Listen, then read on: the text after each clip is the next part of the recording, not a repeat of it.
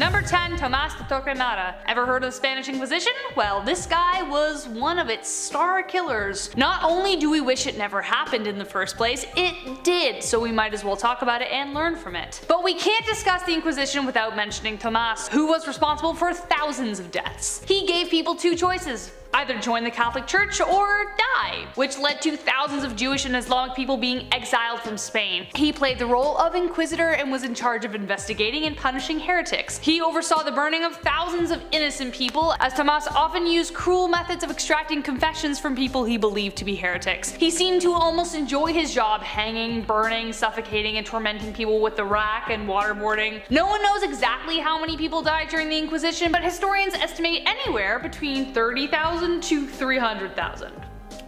Pretty wide gap there. In our number 9 spot today we have David KORESH. You may also know him as Vernon Howell, but whatever you call him, he sucks. In the 1930s, Lois and Ben Roden, who were the founders of the Branch Davidian sect, believed that a new messiah would arrive. Shortly after this is when David joined the group and he began to get close to the pair. After Lois passed away, he managed to gain control of the following and he changed his name to become the new leader and self-proclaimed messiah. Under the control of David, allegations of horrible crimes began to come out from the cult, and on February 28, 1993, there was a warrant issued for his arrest. Things escalated and there was a shootout in which 6 members of the group lost their lives, but so did 4 members of the ATF. Over 51 days there were negotiations being made with David while he continued to stall. It is said that this all finally came to an end when the FBI carried out the last mission to take members of the sect by force. This is when the compound they were in was set on fire and 76 members of the Davidians, including David himself, perished. In our number 8 spot today we have Rael. Rael is a French journalist who is also the founder of what is called the Raelian movement, which is a UFO cult. Apparently Rael had some sort of extraterrestrial encounter in December of 1973, and this is what led him to found this movement. Rael says that during this alien encounter, the alien told him that he was the chosen one and he needed to spread the message to the people on Earth. This UFO cult believes that humans were created by an alien species, and once we find a way to find peace on Earth,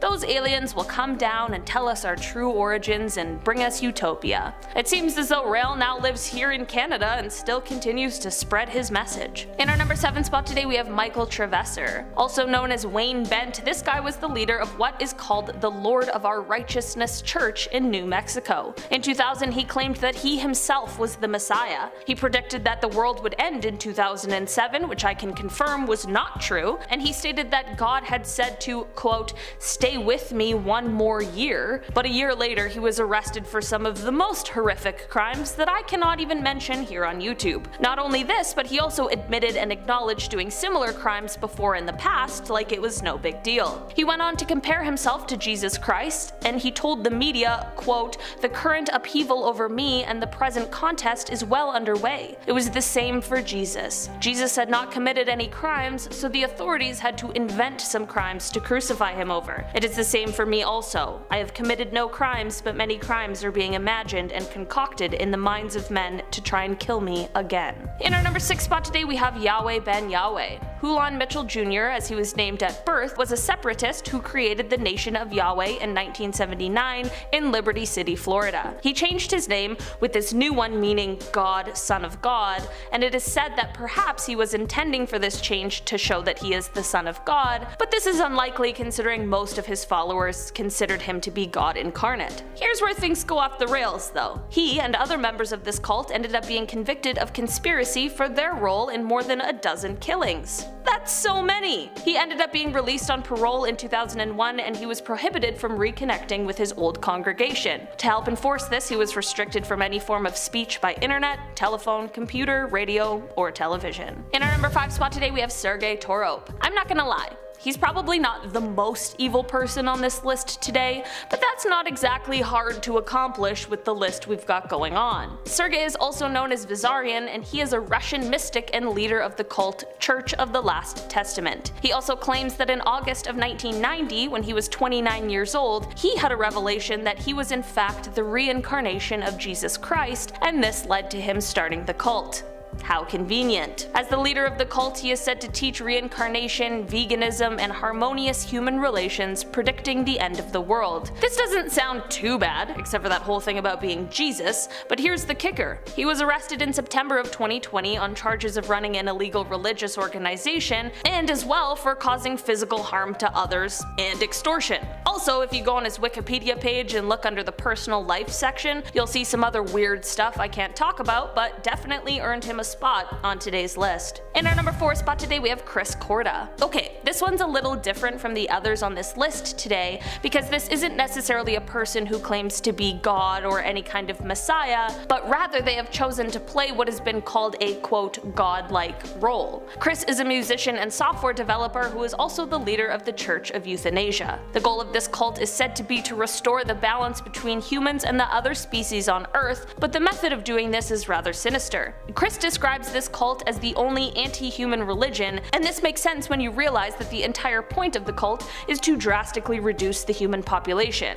This means that Chris is out there telling and encouraging people to take their own lives. This cult has done some extremely problematic things and actually puts out videos that promote and show how to take your own life, which is something that just should not be out there for vulnerable people to have access to. Chris is still unfortunately active as the cult's leader and continues to spread this extremely harmful message. In our number 3 spot today we have Marshall Applewhite. Marshall and his former partner Bonnie Nettles were responsible for founding the cult called Heaven's Gate. If you haven't heard of it before, these two believed themselves to be something called walk-ins, which they said are higher beings who took control over the bodies of 2 middle-aged humans so as to spread their word and teach humanity. Oh, okay, for sure. Really believable. Crazy thing is, there are people who believed it unfortunately because they were manipulated and taken advantage of. They gave up their lives and all worldly possessions in the belief that Earth was to be recycled and the only way to continue surviving would be to leave immediately. The time to leave Earth came in March of 1997 when Marshall claimed that they had a spacecraft that was traveling to the comet Hale-Bopp. The catch with this spacecraft, however? Well, Marshall told them that they needed to stage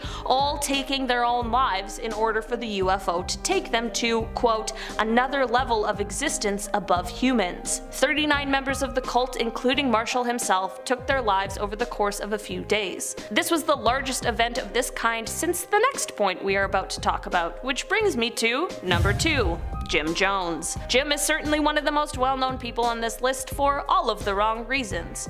He is the man who claimed that he was a reincarnation of Jesus, Buddha, and Gandhi, and he founded the cult which was originally called Wings of Deliverance, but he later changed the name to the People's Temple Full Gospel Church. After an expose in the New West magazine about the things going on in this cult, he ended up moving the group from the United States to Guyana. From here there were claims of horrible things and human rights violations, which led to an investigation. People found out that some of the supposed members of this cult were actually being held against their will. In the end, with all of this going on, Jim managed to convince his followers to all take their own lives in one massive, horrible event, and this day has gone on to become known as the Jonestown Massacre. A total of 918 people died that day, including Jim himself. In our number 1 spot today we have Charles Manson. It was a toss-up of who to put in the number 1 spot today, as there are a whole slew of terrible people on this list, but today Charles had to take the spot as he is likely the most famous person on today's list for being the absolute worst ever. Manson was released from prison in 1967, where he then moved to San Francisco, where he gained a small following that would eventually go on to be the cult known as The Family. The group eventually moved to an abandoned ranch outside of Los Angeles, and it was here that Manson continued to brainwash his followers and manipulate them with his own religious philosophies. He is quoted as saying, quote, "I'm God to my friends, I'm the devil to my enemies. When I look to the future, I'm the prophet. When I lay down the law for our earth, I'm the son of man." Manson claimed that there would be an upcoming race war in which white people would be slaughtered, which was intended to instill fear in his followers. This was so he could ignite a race war and send his followers on a killing spree, which ended up being the night of the horrible Tate and LaBianca killings. killings. This led to a reign of terror in the Los Angeles area for several months because people just couldn't understand how or why this happened. Starting off this countdown, we have Nannie Doss. Nannie Doss, otherwise known as Nancy Hazel, was a seemingly innocent and sweet woman. But what people didn't know was that she took the lives of almost a dozen people between 1920 to 1954. She targeted people all across the South and Midwest, including her own family members. She apparently poisoned 4 of her husbands, her 2 sisters, her grandson, her mother-in-law, and her mother. She may have also poisoned her daughters. All were killed for different reasons. Some for money, some to avoid caring for them, etc. What's creepy is that she was nicknamed the Giggling Grandma. Why? Well, because every time she would tell the story of how she killed her late husbands, she laughed hysterically. Number 9, Caligula. Man, his name is too fun to say. Too bad he wasn't a fun guy. It's better I tell you now that essentially this list is a depiction of what happens when the wrong people get their hands on power. From 37 AD to 41 AD, Caligula ruled as if he was some kind of mad god that needed to be satisfied. Not only did his addiction to gambling cause a nightmare for the economy, he seemed to delight in suffering. In the first 3 months of his rule, he made his people sacrifice 160,000 animals in his name. When he first took over as ruler, people actually liked him though. He made helpful political reforms and recalled exiles, but most people blame his future tyranny on a brain fever that befell him later on. He blew money on lavish projects, some still helpful like aqueducts, to building a 2-mile-long floating bridge across the Bay of Bali so he could ride his horse across it day after day. He even ordered his men to attack the sea by collecting shells with their helmets. His lascivious love affairs included copulating with the wives of his allies and even allegedly his own sisters. Caligula's reign was equal parts terrifying and embarrassing, which is probably why his officers stabbed him to death. Number 8, Leopold II of Belgium. During the height of colonialism, Leopold of Belgium wanted to make his mark by conquering the African Congo. As soon as I said colonialism, you know where things are going, so get ready. He made it his property, and instead of, being a good human being, he decided to establish a dictatorship instead. He made the rest of Europe think that he was acting as a good guy, so they'd give him money, then proceeded to hire mercenaries. These mercenaries were set with the task of draining as much money from the state by enforcing free labor camps. Anyone who disobeyed or failed to meet demands were severely punished and even had their limbs removed. Leopold was responsible for the deaths of 20% of the population and thankfully was stopped before he could do more damage. Roger Casement, after doing a little digging, released a report which detailed the horrors he had committed under the guise of philanthropy. He was forced to surrender the Congo, though it was considered a part of Belgium until the 1950s. Whew, buckle up folks, it only gets worse from here. It's number 7 and we're already at Genghis Khan. Get ready. Genghis Khan, ruler of the Mongolian Empire, killed so many people. He changed the carbon footprint of the earth. In one single battle, he killed over 1.2 million people. Though this sounds like an exaggeration, I don't find it hard to believe, since he just left the corpses to rot. The battlefields became oily and whole mounds of mountains of bodies formed. Genghis Khan was supposedly responsible for over 40 million deaths. If you need a number to compare that to, that's the same amount of people who died in World War I altogether. He also enjoyed in excess the spoils of war, brutalizing women and assaulting them. In addition to that, he held mass beauty contests and all those who didn't win would be given to his soldiers like objects. Because of that, around 16 million people are said to be descendants of him today. That's how many people he... Many people blame his brutal and ruthless upbringing, as Khan very much had to raise himself under the mentality to kill or be killed. He even killed his own brother at age 10 just for not sharing food. He was also horrendous when it came to tormenting his betrayers. Some ways include pouring molten silver down their throats and sawing people in half while they were still alive. Oh, and he killed 75% of the population of Iran and tried to commit an entire genocide. Yeah, the list goes on, but so does this list, and there is more to come, so let's go. Number 6, Talat Pasha. Pasha was the Grand Vizier to the Sultan of the Ottoman Empire in the early 20th century and was the main architect of the Armenian genocide. When Armenian families were evicted from their homes in 1915, his signature was on the orders. On April 24th, they executed several hundred intellectuals in order to begin Turkifying the country. Many were sent through the Mesopotamian desert on death marches without food or water after being stripped naked so the sun would just boil them alive. Anyone who stopped walking was shot. He also created a special organization made of killers and ex-convicts who were ordered to carry out the liquidation of the Christian elements. They drowned people in rivers, threw civilians off cliffs, even crucified and burned people alive. Yup, this happened in the 1900s, by the way. So there are about 600,000 to 1.5 million reasons we wish this man never existed, because that is how many people Pasha was responsible for killing.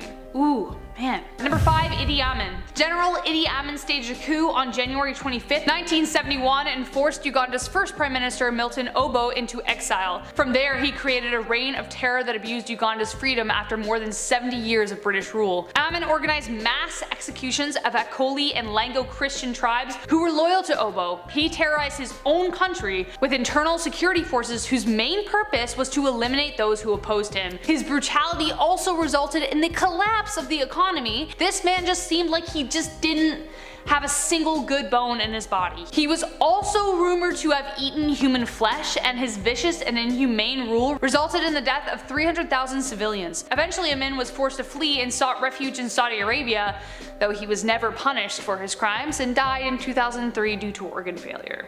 So he got away with it, essentially. Number 4, Pol Pot.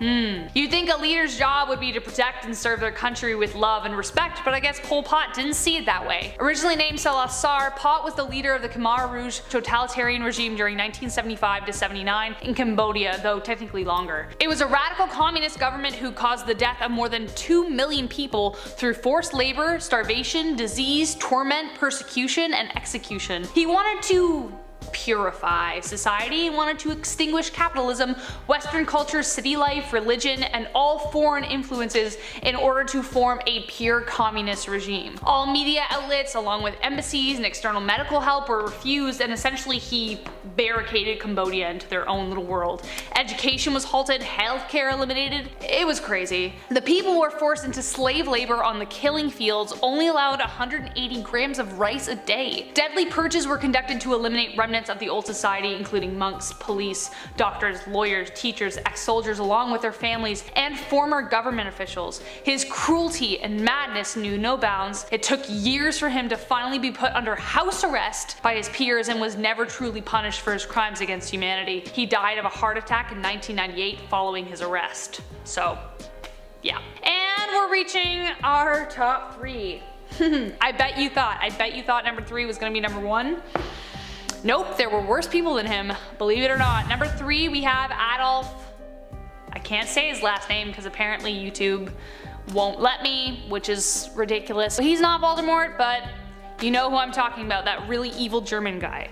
Yeah, I don't really need to go into detail here unless you don't know about one of the most infamous genocides to take place in all of history. Along with the amount of people Adolf's army killed in World War II, his warped and disgusting worldview resulted in the destruction of more than 6 million lives, mainly those of Jewish descent, but LGBTQ, political prisoners, and basically anyone he and his followers deemed a lesser human. He was the personification of hatred and led the world into one of the most deadly wars to date. We should also give a shout out to all of his henchmen who served underneath him, all working together to enact one of the cruelest moments in history. If he hadn't been born, who knows if it would have happened anyways due to political and social tensions of the time, but maybe, just maybe, it wouldn't have happened at all, and all those lives would still be around today. Number 2, guys, like I knew he was bad, but dug deep today, and I would never thought I would say this, but number 2, Joseph Stalin. Joseph Stalin made his own henchmen disappear in photos, and boy do we wish it was him instead. Stalin was the premier of the Soviet Union and was responsible for the deaths of more than 20 million of his own people, double that if you count World War II. He ruled for 30 years and ruled with an iron fist, eliminating anyone who opposed him, and as you can guess, there were many. In 1927 and 1929, he had 1 million people exiled exiled or imprisoned, 9 to 11 million were forced off their lands, and 3 million peasants were arrested or exiled in the mass collectivization program. 6 to 7 million were killed by artificial famine in the 1930s. During 1936 to 1938, he executed approximately 750,000 during the Great Terror, a brutal political campaign to remove dissenters and any others he considered a threat. He was so paranoid. This guy had no regard for human life whatsoever. While the world was focused on Adolf, he was doing all of this, and he was fighting on the Allies' side, though he started supporting Hitler, and then he came onto our side anyways. It is estimated that Stalin orchestrated the deaths of 60 million people, which means about 40,000 people died every week during his reign. Need I say more? And if you think that's bad. Number 1 spot, Mao Zedong. Ready? I don't think anyone can be. Mao Zedong during 1966 to 1976 turned China into a house of fear by eradicating 65 million people. In his attempt for a socialist China, he killed anyone that got in his way, kinda like Stalin, through execution and mass starvation. His biggest threat was the intellect, and revered Emperor Shi Huang, who buried 460 scholars and sought to surpass him by burying alive 46,000 scholars. Yep. My stomach turned when I read that. That's awful. He coined his operation the Great Leap Forward. To combat rising resistance, he created the Red Army, composed of girls and boys from the ages of 14 to 21 to roam cities and target enemies of the state, especially their teachers. He would make the teachers wear dunce hats, cover their faces with ink, and make them crawl on all fours and bark like dogs. He also expanded a system of 1,000 forced labor camps. Most amazing fam, I could go on, but I honestly don't have room. It just seems like there's no end to all the awful things that he did. For all these reasons and more, Mao is of course in our number 1 spot. Starting off in our number 10 spot, we have Shoko Asahara. Shoko was previously called Shizuo Matsumoto, but after running into some trouble with the law for running an illegal pharmacy, he decided to have a career change and instead turned his focus to religion. I'm personally not really seeing the connection here, but hey, I've never run an illegal pharmacy, so maybe there's something I'm missing. In 1987 is when he changed his name to Shoko, and he also founded his own religious cult called the Religion of Truth, and it is said to have been a blend of Christian, Buddhist, Taoist, and Hindu teachings. He began to claim that the world was actually going to be destroyed, but that he was actually the savior who would deliver those who were spiritually pure. His following grew, and it is said that at one point there were over 10,000 people following him throughout Japan and a few in Russia as well. Things quickly took a dark turn, however, when it was revealed that one of his followers had killed a bunch of people by releasing a poisonous gas on a train carriage.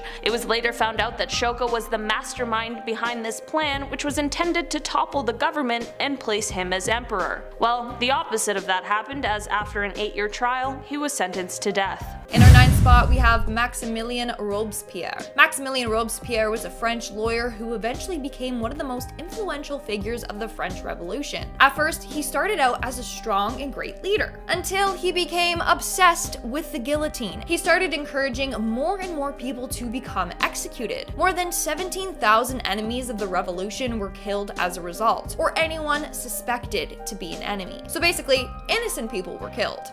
That's not all. In a span of 10 months, he took the lives of over 40,000 people, which is absolutely insane. That's like killing 4,000 people a month. Another point is that he lived by the motto, killing is better than forgiving, which is something a psychopath would say. Moving on to number 8, we have Henri Désiré Landru. Henri was a French serial killer who took the lives of at least 7 women between 1915 to 1919. He did so by placing ads in newspapers pretending to be a wealthy widower who was interested in meeting a new bride. A lot of women who had lost their husbands in World War I responded to this ad thinking that it was meant to be, like how easy, and he's got money. Sadly, they would be lured to his home, robbed, and then killed. After doing so, they were dismembered and burned in the oven.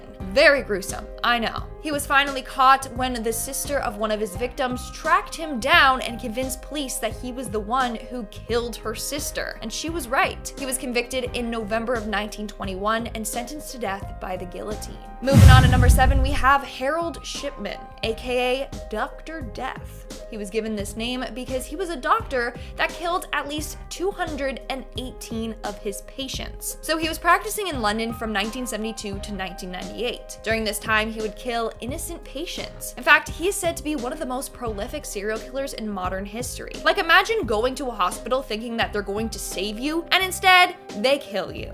He wasn't caught until people were like, wow, a lot of elderly women die when you're on duty. What's up with that? And then they noticed that his name was on a number of cremation certificates. So they got suspicious of him, and he was later caught and convicted in 2000. In our 6th spot today, we have Jane Toppan. Here we have another medical professional who was also a serial killer. Jane Toppan was a medical nurse fascinated with death. To others, she seemed like a dedicated, hardworking, and loving nurse. But in reality, she conducted a number of experiments on her patients. For example, she would give them a bunch of different drugs just to see what they would do to them. She also had the tendency to push her patients right to the edge of death and then bring them back to life and then kill them again. And then she developed this unhealthy obsession with autopsies. Jane was arrested in 1901 and admitted to taking the lives of 31 individuals, although the number could be much higher. We're now at our 5th and halfway mark with Vera Renzi. She was a Romanian serial killer given the name the Black Widow. This was due to the fact that she killed her 2 husbands as well as her multiple lovers. It's believed that she poisoned and killed at least 35 individuals, including her own son. And that's because her son was onto her and one day found coffins in the wine cellar and was like, I'm gonna call the police on you, Mom. So she poisoned him to keep him from doing so. Later, the police grew suspicious of her because of the disappearance of one of her lovers. They investigated her home and found 32 unburied zinc-lined coffins, each containing a male corpse. She was then arrested and confessed to everything. In our 4th spot today, we have Emperor Caligula. Now, this dude was the 3rd emperor during the Roman Empire, and he literally was insane. Like, the stuff he did is just the definition of disturbing. Like, I don't think they can teach you about what he did in history class. It's that bad. So this guy was known to do messed up things to his prisoners. Like, he would grill them alive or chew on their no-go parts. He also just liked killing people for fun or watching people get tortured. In particular, he enjoyed watching innocent people get killed and eaten by wild animals. He was so crazy, people thought like he had some sort of ailment and that's what was causing him to do these things and be so messed up. In our 3rd spot, we have VLAD the Impaler. Now, this dude was known as the real-life Dracula. In fact, the character Dracula was loosely based off of him. Like, in order for you to have a monster created off of you, you have to be a monster yourself. So this guy would do dark things like dip his bread in the blood of his enemies and then enjoy it. That's where the legend of Dracula sucking blood came from, because he would suck the blood out from his soggy bread. But he is most famously known for impaling his victims, hence why he's called Vlad the Impaler. This guy would impale people to death, just shove them on the stick so that it would come out their mouth, and then just leave them there. It's said that between 1448 to 1462, he killed about 20% of the population, which is a lot. Moving on to number 2, we have Shiro Ishii. Now, the things that this man got away with are disgusting. He's literally the definition of mad scientist. So in 1936, this dude built a huge compound to perform a number of disturbing experiments in. This place was called Unit 732. Some experiments included getting women pregnant by his fellow scientists and then cutting open these women to study them while pregnant. He was also known to amputate limbs and then reattach them to other parts of the victims' bodies, or he would freeze body parts so that he could study what would happen if you didn't treat gangrene. Trust me, it gets worse. Other prisoners were his test subjects for grenades and flamethrowers. Everything he did was horrific, and he was sadistic. He loved torturing people and running disturbing experiments on them. And in our number 1 spot today, we have Pol Pot. Pol Pot was the Prime Minister of Cambodia from 1976 to 1979. During his reign, he cleansed 1/4 of his own nation. He wanted to destroy the civilization and turn it into a new age. So he ordered a genocide against his whole country. As a result, millions of Cambodians were displaced, tortured, and killed. Others were forced to work in a field fertilized by human bodies. And if you stopped working, you would either be punished by not being fed or by death. And if you made a mistake while working, you were also killed. Many people literally worked themselves to death. I could do a whole top 10 list on the dark things that this man has done. Like, it's that much, you know? He literally killed up to 3 million Cambodians. That's literally 25 to 33% of his country.